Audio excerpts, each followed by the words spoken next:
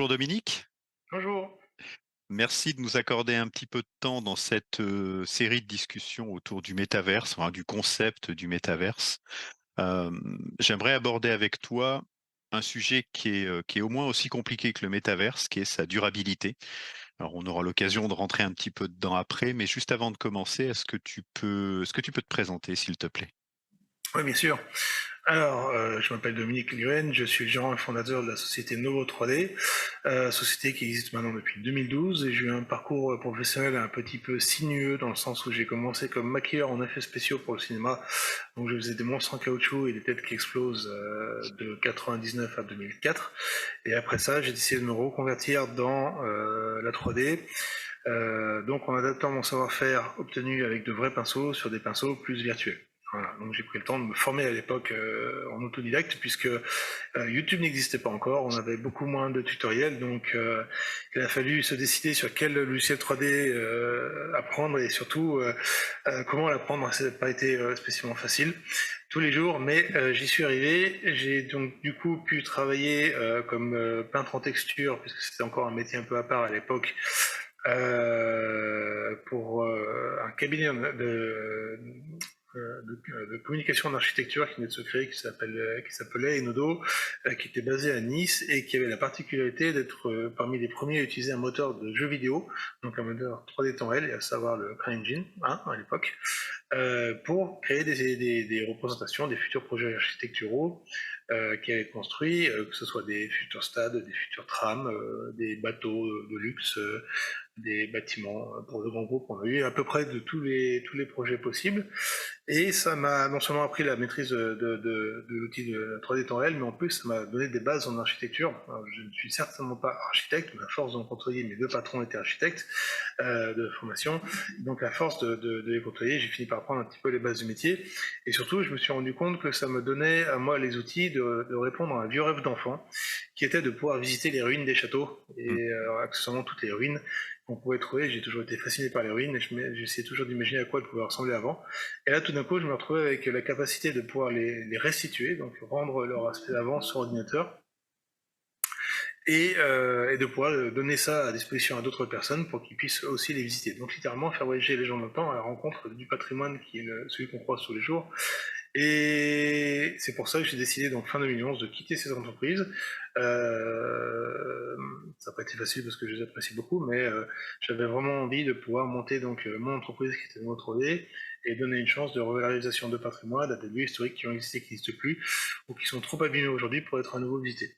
Voilà, donc avec l'aide des outils pas encore de XR, mais de titres de temps réel. Et puis à partir de 2014, c'était effectivement la VR qui a commencé avec l'Oculus DK1, et qui nous a permis d'avoir accès à du matériel qui était à la fois performant et bon marché, parce qu'avant on avait des casques de réalité virtuelle, mais ils étaient soit hors de prix, hein, on se rappelle de ceux qui coûtaient 4 000, 5 000 euros, ou ceux qui étaient franchement très inefficaces, qui avaient plutôt l'impression de piloter un char d'assaut avec un œil fermé.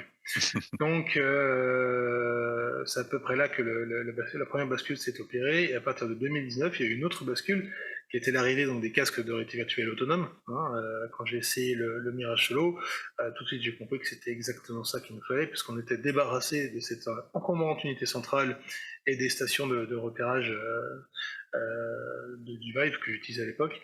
Et on pouvait se balader à peu près n'importe où, avec le risque évidemment de rentrer dans les murs, mais lorsque l'espace virtuel était calqué sur l'espace réel, finalement on n'avait pas tellement ce risque-là, et c'est là où on a décidé de mettre au point donc, le produit qu'on vend aujourd'hui avec l'entreprise, qui est les TimePods, c'est-à-dire la possibilité pour une personne en charge d'habilitation de contrôler ce que les gens voient et font dans leur casque, donc de contrôler un groupe de touristes qui sont certes chacun avec leur casque de réalité virtuelle, mais tous sont connectés à la personne en charge de médiation qui, avec leur discours, les accompagne tout au long de leur visite sur site et en même temps, avec l'aide de la réalité virtuelle, leur permet de voir et faire des choses qui sont impossibles aujourd'hui. Voilà un petit peu pour résumer où on en est. Donc, tu es dans les technologies immersives depuis pas mal d'années. Alors, c'est un peu résumé, hein, mais ça décrit bien en fait ta situation. Euh, Commençons par quelque chose alors peut-être pas de très simple, mais commençons par le concept de métavers. On en parle depuis quelque temps. Je pense qu'on a vu à peu près toutes les définitions possibles et imaginables, suivant ce qu'on avait en tête, le background, ce qu'on avait à vendre des fois. Quand on parle de métaverse, Qu'est-ce qui te vient à l'esprit, toi? Comment le vois-tu? Alors moi, j'ai été, profondément influencé par tout un tas de choses, surtout, venant du Japon, qui ont décrit le métavers, avec, toujours, je pense une certaine justesse et une certaine continuité. On peut parler de séries comme, BoTac, par exemple, le film Avalon, il y a eu bien d'autres séries, hein, Serial Experiment Lane, il y a eu le film Summer Wars, il y a eu, les séries Log Horizon, Sword Art Online, qui parlent tout un peu de la même chose en fait, c'est-à-dire un seul univers qui regroupe d'autres univers, presque une infinité d'autres univers, et ces univers-là ont deux caractéristiques vraiment centrales, qui sont à la fois l'interopérabilité, c'est-à-dire que tous ces univers-là sont vraiment permettent de passer de l'un à l'autre de manière ultra fluide, sans avoir à se déloguer et puis reloguer d'une autre manière, et la persistance. Après, autour de ça, on peut greffer tout un tas de concepts, comme par exemple les crypto-monnaies, comme tout ce qu'a décrit Matthew Ball dans son livre. Il a écrit une définition du métavers en 14 points qui est très juste. Mais je pense qu'on peut vraiment dépouiller tout ça et imaginer que le métavers, ce serait finalement une coquille, parce que méta, ça veut dire au-delà. Donc c'est vraiment la coquille qui est vraiment au-delà de tout le reste, qui regroupe en son sein une infinité de mondes virtuels très différents, probablement, dans leurs règles propres, dans leur graphisme aussi, mais qui ont comme particularité d'être intercompatibles et d'être persistants. Alors, quand on parle de métaverse, on parle de technologie immersive, hein, forcément, et depuis quelque temps, peut-être 2, 3 ans, on va dire au sortir de la pandémie, on a beaucoup vu apparaître de discussions sur la durabilité des technologies immersives. Toi, tu t'es beaucoup intéressé, au domaine, et c'est intéressant, il me semble, de pouvoir, penser à cette notion de durabilité avec l'autre notion de métaverse. Aujourd'hui, pour toi, est-ce qu'il est possible de définir justement ce que pourrait être la durabilité pour le métaverse, hein, qu'il soit présent ou futur? Heu, comment prendre ce problème qui de l'extérieur est assez compliqué? Mm. C'est un problème qui est très compliqué. Alors, pour donner un petit peu de contexte, effectivement, pendant la pandémie, j'ai eu l'occasion de mettre le doigt dans l'engrenage de la découverte de l'impact anthropique donc de l'homme sur notre planète. Donc dans l'écologie, mais une écologie prise d'un point de vue assez scientifique finalement. J'ai pratiqué pas mal de marches en haute montagne, j'ai pratiqué pas mal de plongée sous-marine, donc j'ai pu voir les sommets des montagnes et puis les fonds marins changer, mais finalement sans jamais faire la connexion entre les deux. Même au moment donné, il faut bien je veux dire, l'impact de la pollution, mais ça allait pas plus loin. C'est-à-dire que je raisonnais sur des points très précis géographiques, mais pas vraiment sur un ensemble de l'échelle de la Terre.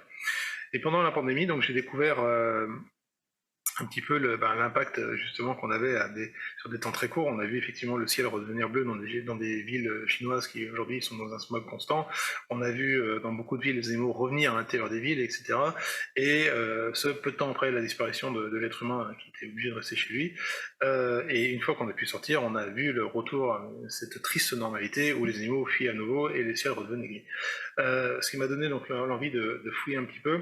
Je suis tombé dans toutes les interventions très intéressantes de Jean-Claude Jancovici, et à partir de là, c'est vraiment l'univers de toutes ces personnes qui, depuis des années, depuis longtemps maintenant, essaient de communiquer sur l'impact de l'action anthropique, et sans forcément un grand succès.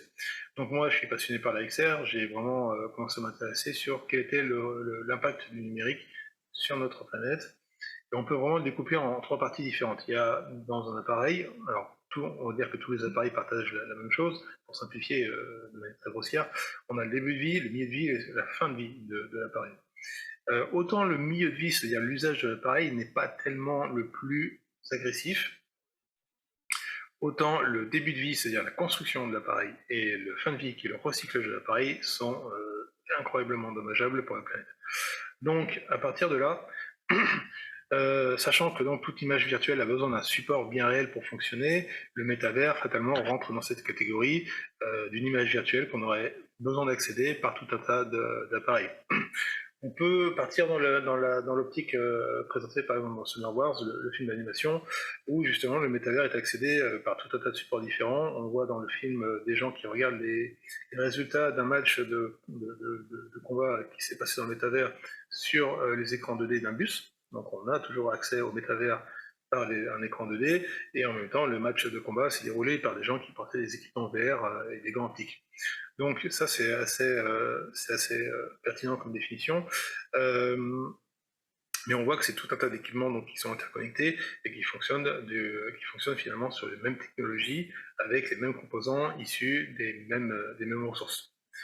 À partir de là, on commence à avoir des études qui ont été faites, et je dois notamment citer l'étude du CEPIR qui a été sortie récemment, qui est extrêmement pertinente parce ils sont vraiment allés très très très très loin dans la réflexion sur l'impact des casques de réalité virtuelle que nous utilisons. Et il est possible aujourd'hui de trouver les mêmes informations dans beaucoup d'études qui ont été réalisées. Donc là, je pense à l'ADEME, je pense à l'UNITI, je pense à Réinfo CNRS, qui vraiment travaillent sur ces sujets qui sont complexes. Et d'ailleurs, on le voit dans l'étude du CEPIR à quel point la prise en compte de tous les paramètres est quelque chose d'extrêmement complexe, et donc extrêmement minutieux. Mais on commence à avoir une bonne idée. Donc le métavers, finalement, alors, pour moi, je ne prétends pas avoir le dernier mot, donc ce ne sera plus mon opinion, mais il n'y a pas encore de métavers. Le métavers tel qu'on peut l'imaginer, on commence à en avoir des bouts par exemple dans Fortnite, dans Roblox, voilà, tout un tas d'univers interconnectés et persistants qui peuvent accueillir des centaines de milliers de joueurs, voire même des millions. Dans le cas de Fortnite, on est à 4 millions de mémoire, mais on est encore loin d'un métavers qui serait à l'échelle internationale et qui pourrait accueillir jusqu'à 1 milliard de joueurs. Je pense qu'il faut vraiment viser ça. Et cette infrastructure logicielle et matérielle qui permettrait de pouvoir accueillir autant de joueurs, nous ne l'avons pas.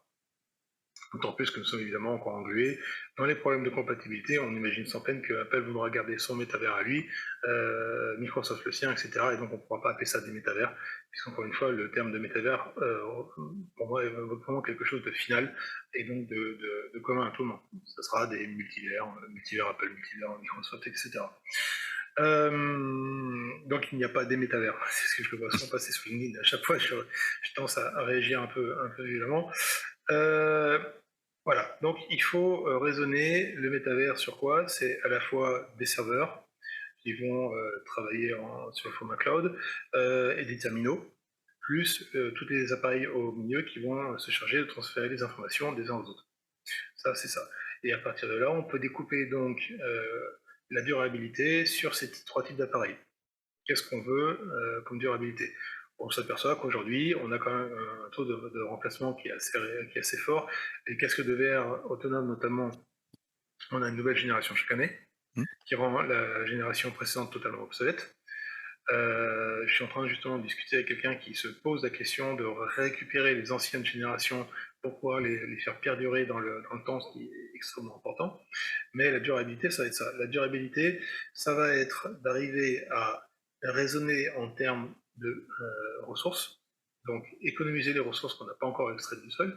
Je pourrais faire un exposé assez long maintenant, sans être Aurore Stéphane, qui est ingénieur minière, qui a fait de très très très bonnes interventions et que je recommande le plus vivement du monde sur la réalité de l'industrie minière. Moi-même, j'ai pu faire quelques recherches de mon côté, mais de manière très, très humble, évidemment. Ce qui est sûr, c'est que en termes de sphère de perception, on est tous très éloignés les uns des autres, on est tous très décorrélés. Par sphère de perception, j'entends la possibilité qu'on a de voir à partir du bout de notre nez et jusqu'à un certain point. Et malheureusement, il est très rare d'arriver à trouver des gens qui vont vraiment s'intéresser depuis eux jusqu'à l'univers. Il faut être chercheur en exoplanète pour ça, ou Aurélien Barraud. Et on n'en a qu'un seul d'Aurélien Barraud. Et donc les gens, malheureusement, ils ont leurs problématiques, ils ont leurs factures à payer, ils ont toute une chose qui fait que leur sphère de perception ne peut avoir qu'un certain diamètre.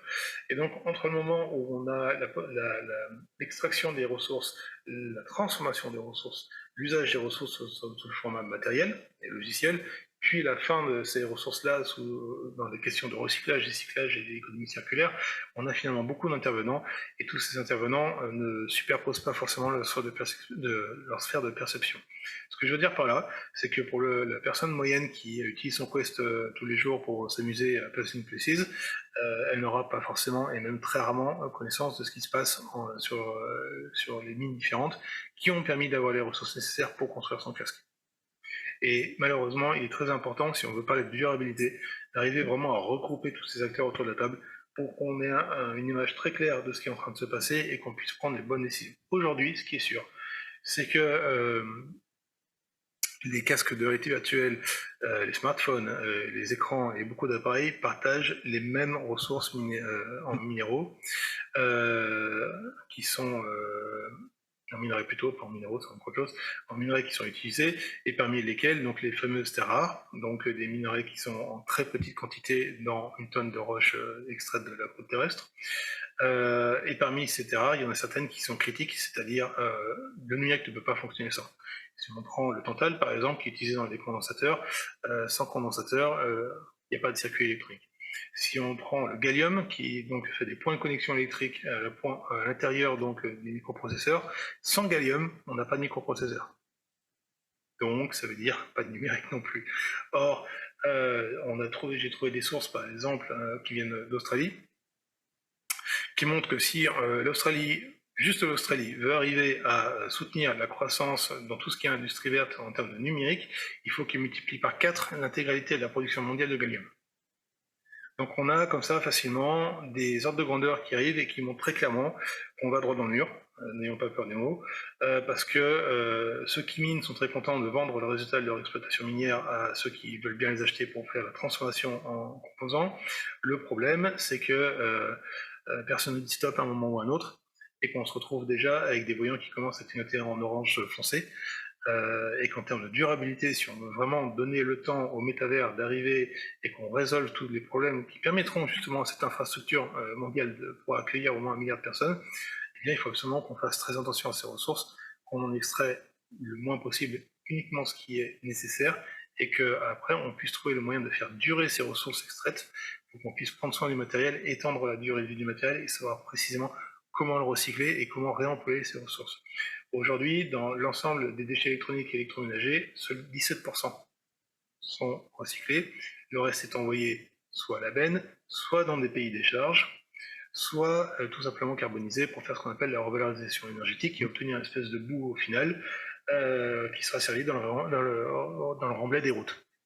Donc c'était bien dans les années 80, c'est bien dans les années 90, mais aujourd'hui on est en 2020, on se dirige vers 2030, et il faut absolument qu'on arrête ce genre de choses, parce que le gaspillage est extrêmement important. Alors, tu nous as donné, des éléments, hein, comme tu l'as dit, c'est assez compliqué de parler durabilité de façon globale quand on parle des techno immersives et du métaverse, parce qu'il y a beaucoup d'éléments, techniques, logiciels, matériels et cetera. Mais on peut au moins s'arrêter sur un point qui fait l'unanimité, comme tu as dit, c'est le matériel. Mhm. Heu, tu as parlé des casques, de leur fabrication et de leur recyclage. Je vais me faire un peu l'avocat du diable, si tu me le permets. On se retrouve aujourd'hui avec les casques de réalité virtuelle, un petit peu comme on se trouvait il y a quelques années avec les débuts, du smartphone, par exemple. C'est-à-dire une technologie, bah, qui s'améliore, qui est un peu à ses balbutiements, même si bon, il y a 3 générations de Quest, mais qui s'améliore forcément parce qu'on fait plus de recherches dessus. Enfin, c'est un cercle vertueux ou vicieux, hein, je sais pas comment on le voit, mais en tout cas, il y a plus de marché, donc on fait plus de recherches, donc on produit plus de, comment dire? On reproduit, enfin on change de version, on va dire, régulièrement, et tu l'as dit, hein, il y a un casque tous les ans qui sort pour une gamme. En gros, il y a un casque tous les ans ou tous les 2 ans, on va dire. C'est un peu la conséquence d'un début de marché. Qu'est-ce qui, selon toi, serait susceptible de rendre cette période qui va vers la maturité, de la rendre plus durable? Comment améliorer les choses, en fait? En prenant ce cas, par exemple, du casque qui est un peu emblématique.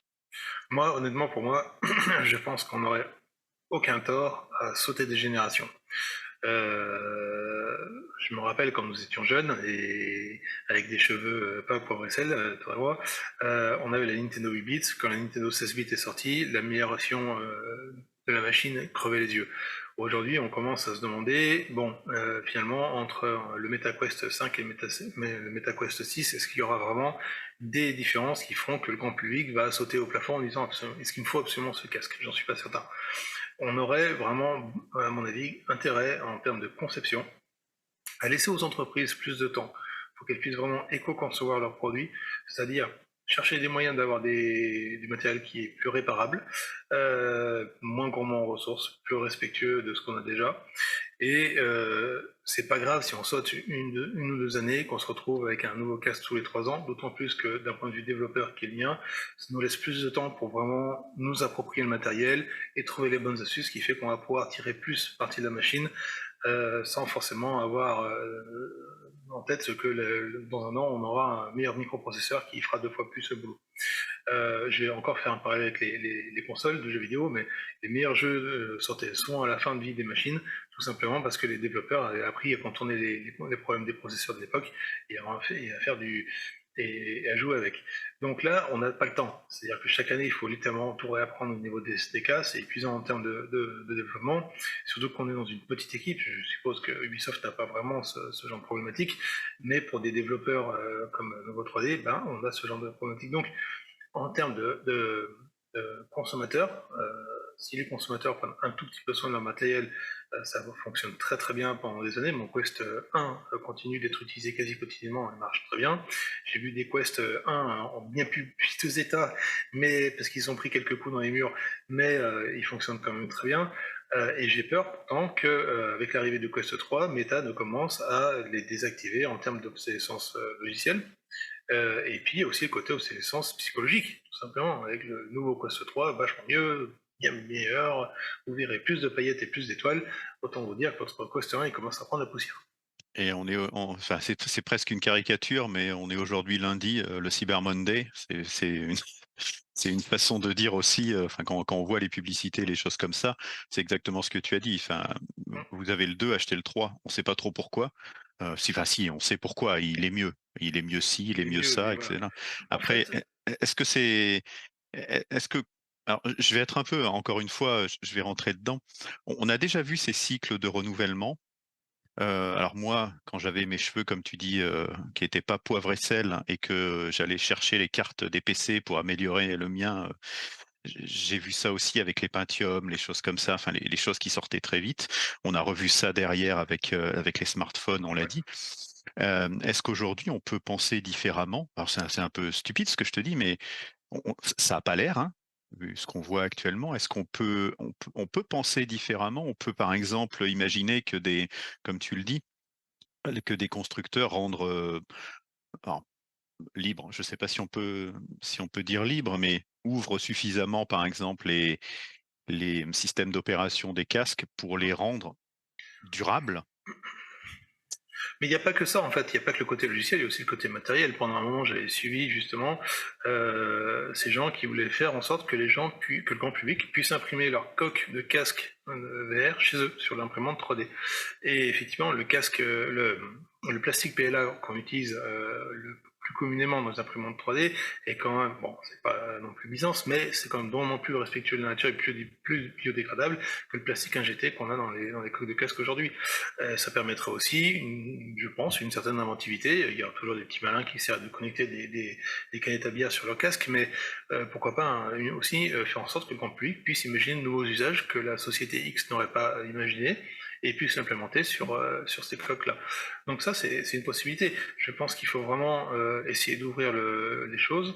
Alors, il y a toujours des problématiques d'IP qu'on ne pourra pas contourner, hein, c'est normal, c'est le nerf de la guerre, mais il y a aussi possibilité qu'on puisse s'enrichir tous mutuellement en faisant une ouverture plus grande. C'est ce qui est intéressant avec l'initiative de l'Open Metaverse Forum. C'est aussi intéressant on voit ce qui se passe avec Blender, par exemple, qui était il y a 10 ans de ça un logiciel 3D un peu grossier, on va dire, et qui aujourd'hui tient la dragée haute de manière absolument phénoménale au poids lourd du marché. Et tout ça, ce sont des logiciels qui sont open source. Mais on peut pas effectivement, on peut pas demander à une entreprise qui doit payer chaque mois 200 développeurs de faire le même boulot que 200 gars qui vont faire ça tranquillement, sans pression de leur côté et par pure passion. Donc voilà, on aurait, je pense, bien à gagner d'essayer d'ouvrir un petit peu ça. Et encore une fois, il faut vraiment, vraiment, vraiment que l'entreprise accepte peut-être de perdre un peu de chiffre d'affaires. On ne va pas utiliser le vilain mot de décroissance, même si je le pense très fort, mais en acceptant de perdre un petit peu en chiffre d'affaires, en acceptant de perdre un peu en termes de croissance, mais en gagnant du temps, ça veut dire que du coup, on pourra être sûr que non seulement on va utiliser moins de ressources, mais on les utilisera mieux, et on sortira un matériel qui à chaque fois donnera vraiment envie, parce qu'il y aura une différence très significative d'une génération à une autre. Le problème avec les smartphones, c'est qu'au début, on est passé d'un écran à une ligne à écran 3 lignes, puis écran couleur, mais avec une matrice encore très visible. Et puis au bout d'un moment, on voyait très bien que les publicitaires, ils savaient plus quoi vendre. Donc ils nous vendaient un son plus cristallin que la génération précédente. Mais en fait, le grand public, il n'en a rien à cirer. Et aujourd'hui, c'est très difficile de vendre des smartphones parce qu'il n'y a plus aucune nouveauté significative qui sort. Et c'est pas parce que vous avez un smartphone qui s'ouvre avec un beau écran pliable au milieu, c'est pour ça que les gens vont s'acheter dessus. Donc voilà. Est-ce que je peux te poser la question de façon différente maintenant? Mhm. On a parlé de durabilité, donc de la façon d'augmenter la durabilité en se focalisant par exemple sur un équipement, qui permet d'accéder au métaverse ou en tout cas au proto-métaverse qu'on a actuellement. Il y a une autre façon d'aborder la question et qui est aussi très compliquée, qu'on voit dans les différents rapports dont tu citais les noms, c'est la notion d'utilité. C'est très compliqué parce que ça revient à mettre en balance, ce qui est très logique, hein, l'impact du métaverse avec son utilité. Et autant l'impact, c'est compliqué, mais on peut quand même on peut faire une analyse produit, et cetera. Alors l'utilité, je veux pas dire que c'est du domaine de chacun, mais c'est quand même très compliqué. Aujourd'hui, on a quelques bénéfices, hein, qu'on voit des technologies immersives, on va dire, de la VR dans la formation, dans les choses comme ça. Mais est-ce qu'aujourd'hui, pour toi, on est capable de mettre en avant pour le métaverse, alors tel qu'il est ou tel qu'il sera, des bénéfices clairs, j'oserais presque dire mesurables, qui permettent de faire une balance justement avec cet impact dont on parlait juste avant? Alors, on a des cas d'usage qui sont importants. Ce qui est sûr, c'est que la VR n'a pas encore eu sa killer app. Dans toutes les séries que j'ai citées au début, il y a toujours la fameuse killer app en question qui constitue un petit peu le contexte et en même temps un acteur de la série entière, que ce soit The World dans Axine, que ce soit le monde de Sword Art Online, etc. On n'a pas encore ça en VR, et je l'attends, mais je ne le vois pas. Alors, on a bien Beat Saber, mais Beat Saber n'a rien à voir avec, avec The World tel qu'il est décrit. Et en métavers, on n'a pas non plus une killer app qui ferait que tout le monde va se jeter dessus. Ça, on n'a pas ça. Par contre, on a effectivement des cas d'usage. Moi, je m'intéresse à la médecine, puisque j'ai beaucoup de gens autour de moi qui sont médecins, donc évidemment, on peut voir des choses comme ça. Possibilité d'opérer quelqu'un à distance, parce qu'on aurait dans un pays un spécialiste et un malade dans un autre. Donc ça, tout à fait.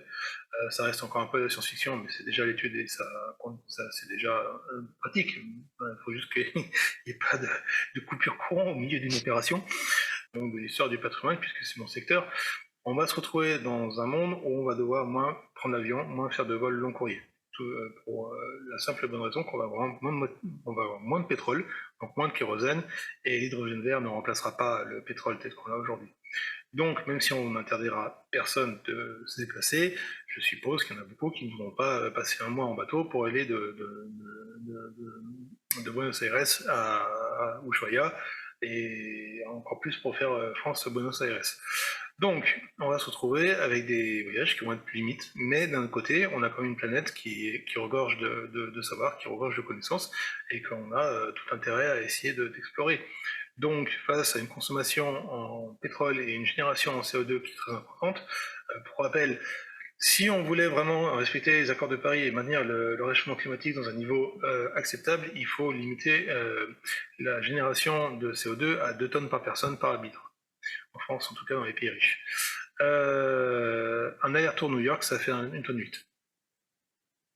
Donc avec juste un aller-retour, on a déjà cramé son budget d'un an. Ça n'a aucune commune mesure avec l'énergie générée et le CO2 généré par cette énergie pour l'usage d'un casque VR et la visite de points clés d'une ville sur 3 heures par exemple. Alors certes, ça n'est pas l'expérience réelle dans le sens où on a encore un rendu qui est très 3D, et ça je pense que ça va venir très très vite avec l'augmentation des performances des appareils.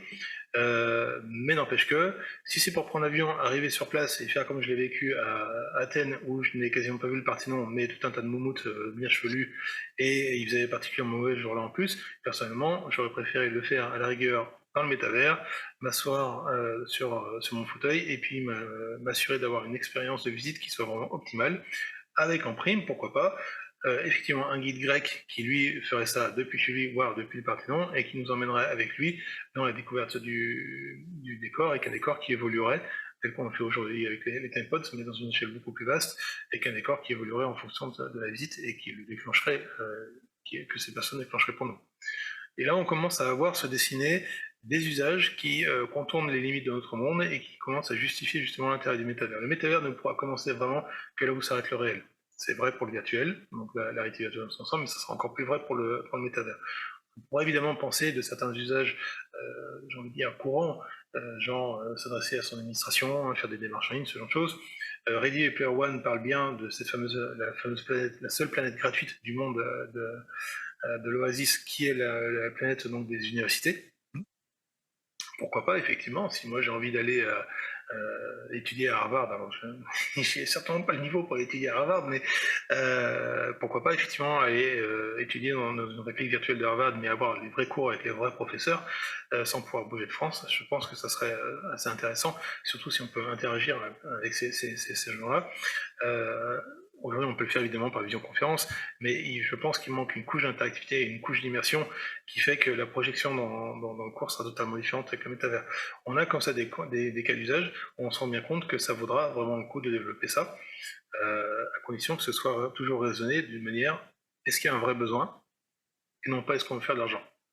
Et là, je pense qu'en termes de durabilité, c'est très important. On l'a vu l'année dernière avec tout le hype sur le métavers, qui a succédé au hype à la crypto, succédé au hype avec des NFT et des terrains virtuels, et qui maintenant a été remplacé par l'hype sur l'IA. Le fait est que, si on répond à de vrais besoins, il y aura un usage durable dans le temps. Si on répond juste à de la hype, qu'on veut juste faire un magasin virtuel pour Gucci, ou qu'on veut faire des choses comme ça, on n'ira pas très loin dans la durabilité du métavers, parce que tout simplement l'intérêt ne sera pas là et les gens finiront par s'asser très vite une fois le truc vu une fois ou deux. Et de ton point de vue, pour avoir aussi une vision optimiste, hein, parce que je pense qu'on est tous les 2 assez admiratifs de ce qu'on peut faire avec les technos quand même, hein, c'est assez fort et c'est plaisant d'imaginer des usages qui vont, servir les gens d'une façon ou d'une autre. Ma dernière question, elle serait plutôt justement sur les bonnes pratiques. Tu as parlé de ce métavers qui pourrait être utile à tout plein de trucs. Quelles sont pour toi, les bonnes pratiques à développer aujourd'hui? Alors en termes de durabilité et d'utilité, hein, pour, arriver vers cette vision du métaverse. Alors bonnes pratiques pour les développeurs, pour les constructeurs, pour les usagers?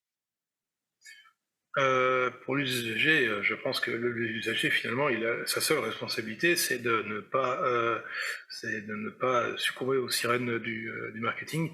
Mais ces sirènes-là devraient même pas exister en fait en réalité. L'usager est un peu la victime de l'histoire. Lui, on lui vend du rêve et il a envie de rêver, donc il achète.